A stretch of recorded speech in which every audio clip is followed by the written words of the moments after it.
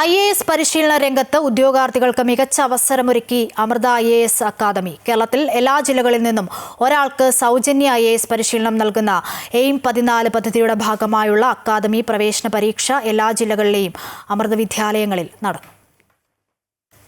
IAS രംഗത്തേക്ക് മികവുറ്റ തലമുറയെ വാർത്തെടുക്കുന്നതിൽ പ്രധാന പങ്ക് വഹിക്കുന്ന പരിശീലന സ്ഥാപനമാണ് അമൃത IAS അക്കാദമി. തിരുവനന്തപുരം ആസ്ഥാനമാക്കി പ്രവർത്തിക്കുന്ന IAS അക്കാദമി കേരളത്തിലെ എല്ലാ ജില്ലകളിലും ഓരോ IAS IPS ഓഫീസർമാർ എന്ന ലക്ഷ്യത്തോടെയാണ് എയിം 14 അമൃത സ്കോളർഷിപ്പ് എഴുത്തു പരീക്ഷ സംസ്ഥാന വ്യാപകമായി അമൃത സ്കൂളുകളിൽ നടത്തിയത്.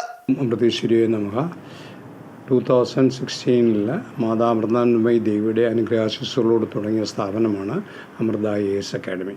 കഴിഞ്ഞ 9 വർഷമായി 322 റിസൾട്ട്സ് നമ്മുടെ ക്രെഡിറ്റിലുണ്ട്. ആദ്യമായാണ് ഞങ്ങളൊരു സ്കോളർഷിപ്പ് അഖില കേരള അടിസ്ഥാനത്തിൽ നടത്തിയത്. തിരുവനന്തപുരം ഉൾപ്പെടെ 14 ജില്ലകളിലും അമൃത വിദ്യാലയങ്ങളിൽ വെച്ചിട്ടാണ് ഇതിൻ്റെ ടെസ്റ്റ് നടന്നത്. നല്ലൊരു പാർട്ടിസിപ്പേഷനായിരുന്നു ഓൾ ഓവർ കേരള കിട്ടിയിട്ടുള്ളത്. ഇത് ഞങ്ങളുടെ ഒരു സോഷ്യൽ കമ്മിറ്റ്മെൻ്റാണ്.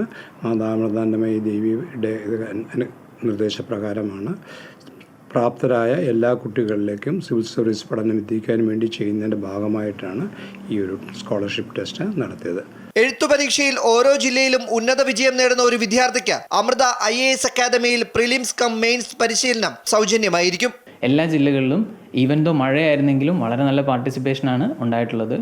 ഇനി ഞങ്ങളുടെ സോഷ്യൽ കമ്മിറ്റ്മെൻറ്റിൻ്റെ പാർട്ടായിട്ടുള്ള ഈ ഒരു ടെസ്റ്റിൽ ഇനി അങ്ങോട്ട് കൂടുതൽ ഇവർക്ക് വേണ്ട സർവീസസ് പ്രൊവൈഡ് ചെയ്യുക, നമ്മൾ എന്തൊക്കെയാണോ പ്രോമിസ് ചെയ്തത് ആ ഒരു കാര്യങ്ങൾ പ്രൊവൈഡ് ചെയ്ത് ഇവരെ ഒരു സിവിൽ സർവൻ്റ് ആക്കി ഓരോ ജില്ലയിലും ഒരു സിവിൽ സർവൻ്റ് എന്ന ആ ഒരു മോട്ടോ അതൊന്ന് ഫോളോ അപ്പ് ചെയ്യുക എന്നുള്ളൊരു വലിയ ചാലഞ്ചാണ് ഞങ്ങളുടെ ഭാഗത്തുള്ളത്. ബട്ട് സ്റ്റിൽ ഞങ്ങളത് ഹാപ്പിലി ആക്സെപ്റ്റ് ചെയ്ത് അതിന് വേണ്ട 100% കമ്മിറ്റ്മെൻറ്റ് ഞങ്ങളുടെ ഭാഗത്തു നിന്നുണ്ടാകും. സാമ്പത്തിക ബുദ്ധിമുട്ടുകൾ മൂലം വിദ്യാർത്ഥികൾക്ക് സിവിൽ സർവീസ് മോഹം നഷ്ടമാകരുതെന്ന ലക്ഷ്യത്തോടെയാണ് അമൃത IAS അക്കാദമി സ്കോളർഷിപ്പ് നടത്തുന്നതെന്ന് academic manager Manish M. Nambiar പറഞ്ഞു.